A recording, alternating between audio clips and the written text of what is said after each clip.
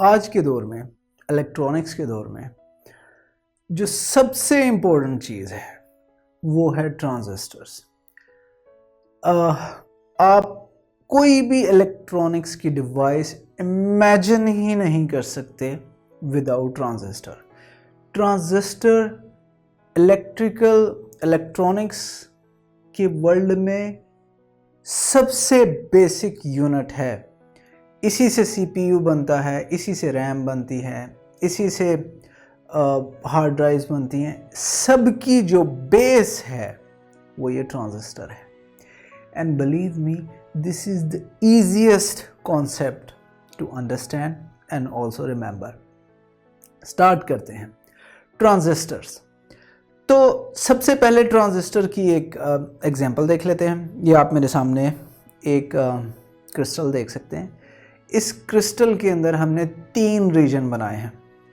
एक को हमने ई से रिप्रेजेंट किया है, उनके बीच में उसके बाद है एक बी रीजन, फिर एक सी। ई का मतलब है एमिटर, जो एमिट करता है। एमिट का मतलब होता है रिलीज करना, निकालना। बी इज बेस, जो इन दोनों के दरमियान में बुनियाद है, बेस। सी जो कलेक्ट करता है, कलेक्टर, ठीक है, कलेक्टर।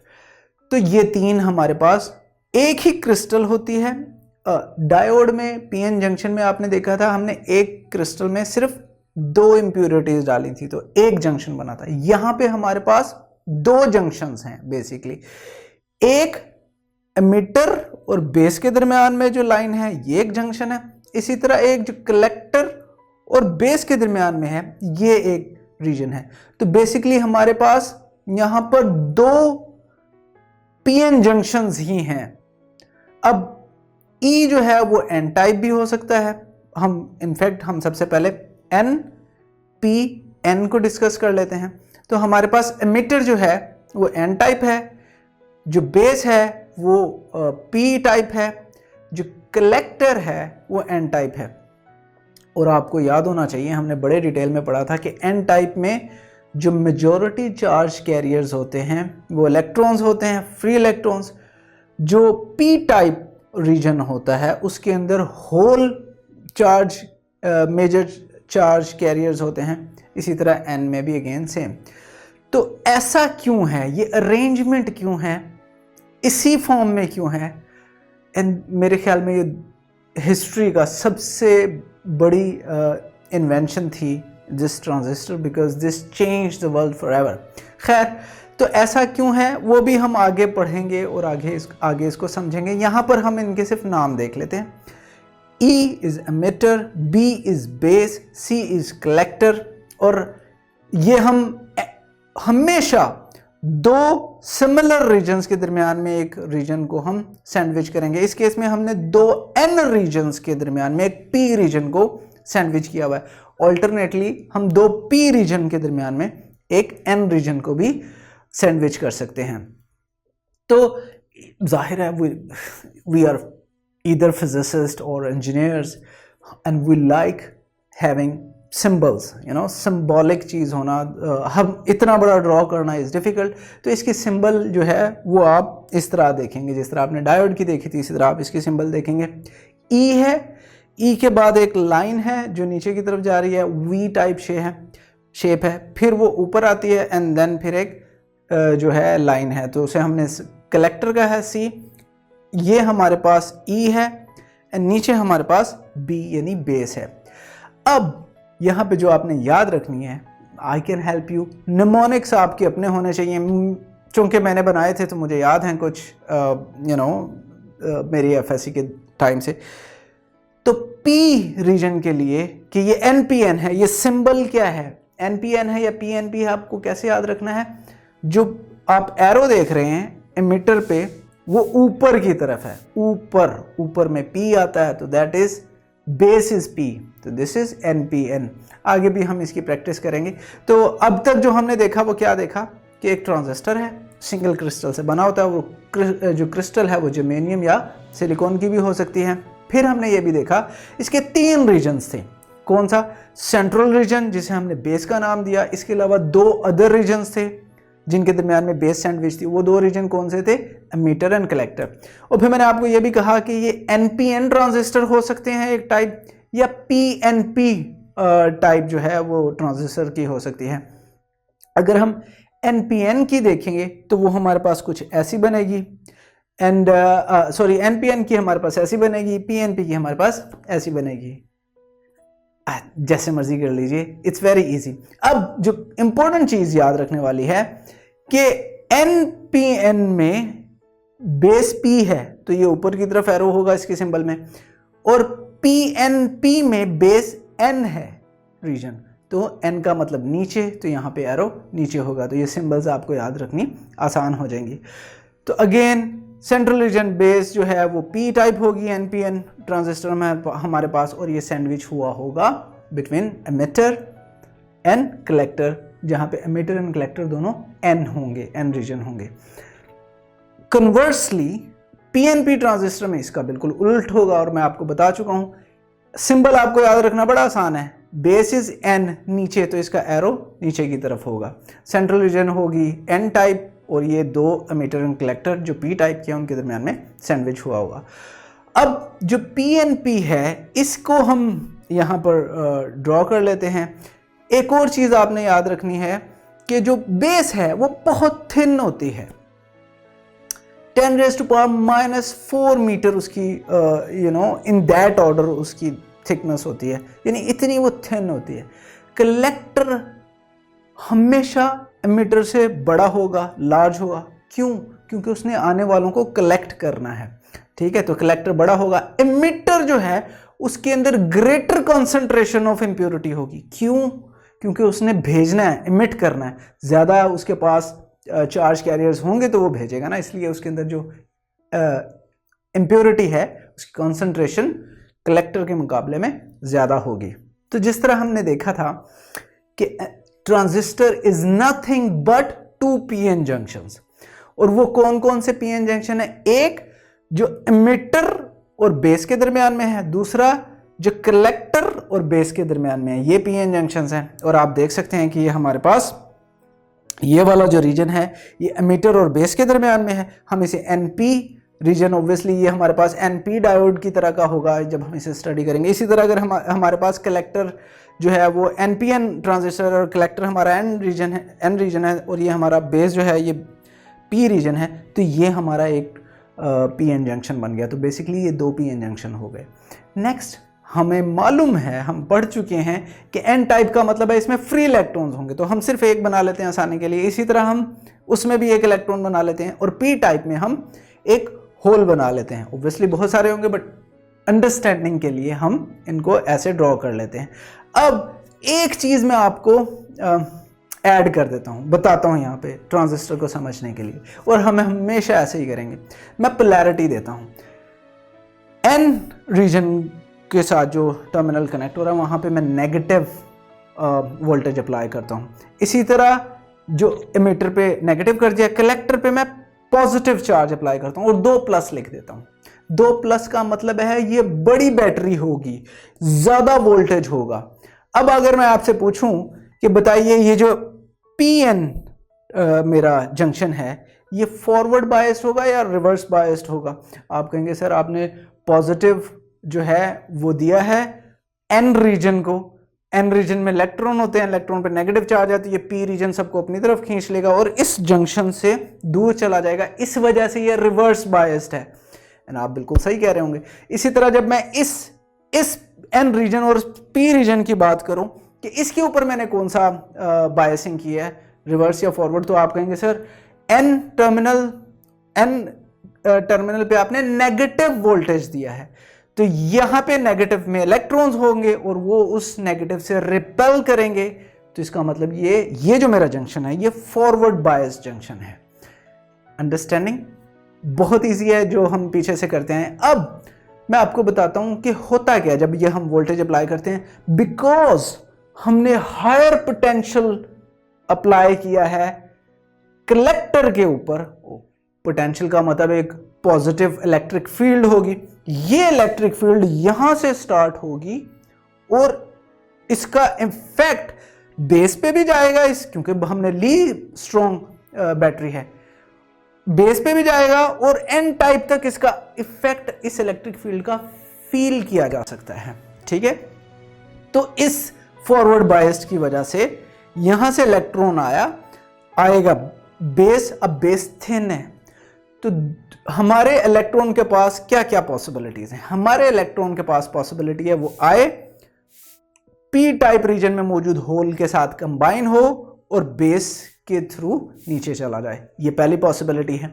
दूसरी पॉसिबिलिटी है कि वो इस रीजन में आए और हमारी बैटरी जो रिवर्स बायस थी, वो जो पॉजिटिवली इलेक्ट्रिक फील्ड बनी हुई है, उसकी अट्रैक्शन की वजह से इस तरफ चला जाए। ये दो पॉसिबिलिटी हैं। अब इनमें से बेस में से जाने वाला करंट बहुत कम होता है। क्यों? दो वजूहात। एक तो हमारी बेस है ही बहुत थिन और इस इलेक्ट्रॉन को इतना मौका ही नहीं मिलता कि यह होल के साथ कंबाइन हो जाए, थिन है। दूसरी वजह, ये इतनी स्ट्रॉन्ग पॉजिटिव इलेक्ट्रिक फील्ड है जो इस आने वाले इलेक्ट्रॉन को जैसे ही वो बेस में आता है और उसे अपनी तरफ खींच के ले जाती है, तो उसको इतना टाइम ही नहीं मिलता, अपॉर्चुनिटी नहीं मिलती कि वो होल से कंबाइन होके बेस से नीचे निकल जाए। बट ऑब्वियसली थोड़ा बहुत करंट जो है वो डेफिनेटली, ऐसा नहीं कि जितने 100 इलेक्ट्रॉन आए हैं तो 100 के 100 उधर चले जाएंगे, उनमें से 8-10 या 5-7 जो हैं वो बेस में से भी लीक होंगे या बेस के थ्रू भी जाएंगे। तो दिस इज जो हमने एक्सप्लेन किया है, this is exactly what a transistor does. और ये हमारे पास देखें, वो इलेक्ट्रॉन आया, इलेक्ट्रॉन आने के बाद यहाँ पे उसको मौका नहीं मिला, मौका ना मिलने की वजह से वो इस इलेक्ट्रिक फील्ड की वजह से अट्रैक्ट होके हमारे कलेक्टर की तरफ चला जाएगा और कलेक्टर उसे कलेक्ट कर लेगा। अब ये तो हमने बड़े इजीली और बड़े आसानी से बातें कर ली और हम श्योर इसमें कुछ मुश्किल था ही नहीं, बहुत आसान था। चीज़ें अगेन हम रिवाइज करेंगे, बट यहाँ आगे बढ़ने से पहले एक कॉन्सेप्ट को रिवाइज कर लेते हैं। हमने इलेक्ट्रॉन्स को देखा, हमने इलेक्ट्रॉन के बारे में हमें पता है इलेक्ट्रॉन के ऊपर नेगेटिव चार्ज होता है। अब मैं दो एक्सपेरिमेंट दिखाता हूं आपको, एक ये एक्सपेरिमेंट और ये एक ये एक्सपेरिमेंट। इस एक्सपेरिमेंट में नेगेटिव से इलेक्ट्रॉन रिपेल होगा और पॉजिटिव की तरफ जाएगा। इसी तरह यहां पे भी नेगेटिव से रिपेल होगा, पॉजिटिव की तरफ जाएगा, और आप देख रहे हैं कि ये जा रहे हैं। अब फ्लो ऑफ इलेक्ट्रॉन्स, वैसे तो फ्लो ऑफ चार्जेस करंट होता है, but in this cash flow of electron is current. मैं पूछूं आपसे कि यहां पे करंट ज्यादा जा रहा है या यहां पे करंट ज्यादा जा रहा है। अब आप नोट करेंगे कि यहां भी एक इलेक्ट्रॉन है जो उधर से चल के इधर आया, यहां भी एक इलेक्ट्रॉन है जो इधर से चल के उधर गया। जो यहां से इधर आया इसकी स्पीड तेज थी, इसको 1 सेकंड, अभी सेकंड आगे देखते हैं, इसकी स्पीड तेज है और ये जरा स्लो जा रहा है उधर। तो करंट दोनों में सेम है। आप कहेंगे करंट की डेफिनेशन थी delta Q over delta T. Delta Q जो चार्ज है और ओब्वियसली चार्ज दोनों में एक है, डेल्टा टी। तो आपकी आसानी के लिए हम करंट कैलकुलेट करते हैं। इस केस में डेल्टा क्यू एक ही चार्ज दिखाया तो 1 ले लेते हैं, इसको 1 सेकंड लगा इधर से इधर आने में, हम डेल्टा टी 1 ले लेते हैं। ये स्लो जा रहा है एक ही चार्ज, तो delta Q is equal to 1, but time ज्यादा ले रहा है इसके मुकाबले में, 2 सेकंड ले रहा है, तो हम लिखेंगे 2। आई कैलकुलेट कीजिए दोनों केसेस में, delta Q over delta we क्या होगा, 1/1, तो 1 यूनिट नहीं, हम हाइपोथेटिकल कैलकुलेशंस कर रहे हैं। यहां पे delta Q over delta T 1/2 रखें तो 0.5। इवन दो एक ही इलेक्ट्रॉन था, बट उसकी स्पीड मैटर करती है कि करंट कम है या ज्यादा, because this is rate of change of flow. जो हमारे चार्जेस का फ्लो है उस पर डिपेंड करता है करंट कितना है। तो इवन दो एक ही इलेक्ट्रॉन गया, लेकिन बिकॉज उसकी स्पीड ज्यादा थी। अब ये मैं बता आपको इसलिए रहा हूं क्योंकि हमारे ट्रांजिस्टर के अंदर एग्जैक्टली ये हुआ, यहां से इलेक्ट्रॉन आया, आने के बाद उसकी स्पीड बहुत तेज हो जाएगी जिसकी वजह से वो इधर चला जाएगा एंड कलेक्टर उसे कलेक्ट कर लेगा because of higher potential voltage जो हमने उसे दिया। नेक्स्ट, हमने हमेशा जो भी ट्रांजिस्टर लेना है जिस भी सेटिंग में, उसकी जो इमिटर बेस जंक्शन है वो हमेशा फॉरवर्ड बायस्ड होगा। अगर फॉरवर्ड बायस नहीं होगा तो यहां से इलेक्ट्रॉन जाएंगे ही नहीं और उसको फॉरवर्ड बायस ही होना है। और ये हमेशा जो हमारा कलेक्टर बेस रीजन है, कलेक्टर है ना, कलेक्ट करना है इसने, तो ये रिवर्स बायस्ड होगा क्योंकि इसने आने वाले इलेक्ट्रॉन्स को कलेक्ट कर लेना है, और वो तभी पॉसिबल है जब हमारे पास ये रिवर्स बायसिंग होगी। और ये दोनों बेस के मुकाबले में हम बात करते हैं। तो जो चीज़ें हमने पढ़ी इनको लिख भी लेते हैं, समराइज कर लेते हैं। For proper operation a transistors emitter base, emit करने वाला और base junction is forward biased, जो हमने देखा था। एंड कलेक्टर जो है वो हमेशा रिवर्स बायस्ड होगा। और बायसिंग की बैटरीज जो हैं उनकी पोलैरिटी जो है वो डिपेंड करेगी कि हमने ट्रांजिस्टर कौन सा लिया है, एनपीएन या पीएनपी। ये थोड़ी सी कंफ्यूजिंग बात है, इसको थोड़ा टाइम देते हैं। मैंने कहा the biasing batteries polarities differ between NPN and PNP transistor. तो हम आपका एक टेस्ट लेते हैं। टेस्ट कैसे लेंगे? मैं एक यहाँ पे ड्रॉ करता हूँ और एक यहाँ पे ड्रॉ करता हूँ। यहाँ मैंने कुछ ड्रॉ किया है। आप मुझे ये बताइए कि इस वाले में, पहले तो इसका चलें, अब का टेस्ट ये है कि एमिटर से आप देख रहे हैं ये नीचे जा रहा है, तो ये कौन सा ट्रांजिस्टर है, एनपीएन है या पीएनपी? आप कहेंगे सर आपने ही तो कहा था जो नीचे जाएगा तो उसकी बेस एन होगी, तो ये पीएनपी होगा। And I will be very happy to hear that. इस वाले में क्या होगा, ऊपर है, ऊपर पी में आता है तो इसकी बेस पी होगी। बेस पी है तो दोनों साइडें क्या होगी, एन, तो ये एन पी एन होगा।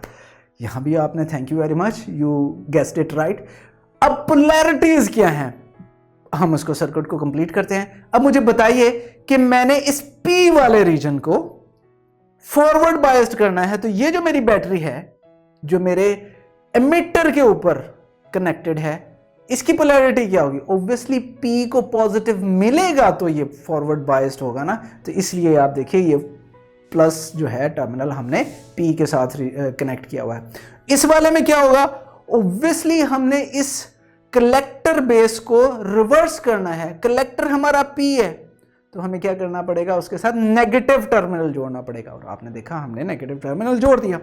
अब ये सिंबल मैं पहले एक्सप्लेन कर चुका हूं, ये बैटरी की दो सिंबल्स हैं। वो वाली बैटरी जहां एक सेट ऑफ लाइन है वो थोड़ी हल्का वोल्टेज वाली बैटरी है, और ये जो बैटरी है जहां डबल सिंबल्स हैं ये बड़ी बैटरी है। क्यों बड़ी बैटरी है? इस कॉन्सेप्ट को एक्सप्लेन करने के लिए कि हमारे कलेक्टर के ऊपर जो रिवर्स बायस्ड है वो बड़ा वोल्टेज होगा, तभी तो वो उसको अपनी तरफ अट्रैक्ट करेगा। अब दूसरे केस में ऊपर की तरफ एरो है, तो हमारी जो वो हम देख चुके हैं बेस हमारी पी होगी। तो अब इसको मैंने अगर एन रीजन को फॉरवर्ड बायस करना है, क्योंकि एमिटर है ना, एमिटर पे एन है, ये एनपीएन ट्रांजिस्टर है, तो एमिटर हमारा किस, यहां से बैटरी का कौन सा टर्मिनल होगा जो इसको कनेक्ट करेगा? I will give you 1 second. Obviously N है तो यहां पर नेगेटिव टर्मिनल को कनेक्ट करना पड़ेगा हमें। नेगेटिव टर्मिनल होगा तो ही ये फॉरवर्ड बायस होगा। इसी तरह आप आसानी से गैस कर सकते हैं कि वो वाला जो है पी होगा। तो यहां तक आते आते हमने इस स्टेटमेंट को बड़े अच्छे से अंडरस्टैंड कर लिया है कि the biasing battery is polarity is differ between NPN and PNPN transistor. अब अमूमन आमतौर पे जो हम सर्किट्स में यूज़ करते हैं वो एनपीएन ट्रांजिस्टर कॉमनली यूज़ किया जाता है। एक और चीज़, जब भी हम बायसिंग वोल्टेज अप्लाई करते हैं तो एमिटर का काम होता है कि ये बहुत सारे इलेक्ट्रॉन इंजेक्ट करता है बेस रीजन में। वो हमने देखा पीछे कि बेस रीजन में बहुत सारे इलेक्ट्रॉन्स आते हैं। अब चूंकि बेस थिन थी तो वेरी फ्यू इलेक्ट्रॉन्स रिकम्बाइन, मतलब होल्स के साथ, और एग्जिट करते हैं बेस की तरफ। मेजॉरिटी के साथ क्या होता है, most electrons from the emitter are attracted by the collector due to its large positive potential, उसकी तरफ चले जाते हैं, जो हमने पीछे बड़े अच्छे से देखा। तो basically an electronic current flows from the emitter into the base, base में आता है, small portion exits the base, exit कर जाता है बेस से, while the rest जो है exits towards the collector, वो हमारे collector में चला जाता है। तो इस तरीके से आप करंट का फ्लो देख सकते हैं। अब when I was student, I didn't like this, I'm sure you won't either, but this is how it is। हमारी बुक में कहा गया है कि कन्वेंशनल करंट को इमेजिन करना है हमने इस चैप्टर में। तो हम कन्वेंशनल करंट जो है वो पॉजिटिव टर्मिनल से नेगेटिव टर्मिनल की तरफ जाता है। आई एम श्योर आप 13th चैप्टर में ये पढ़ चुके हैं।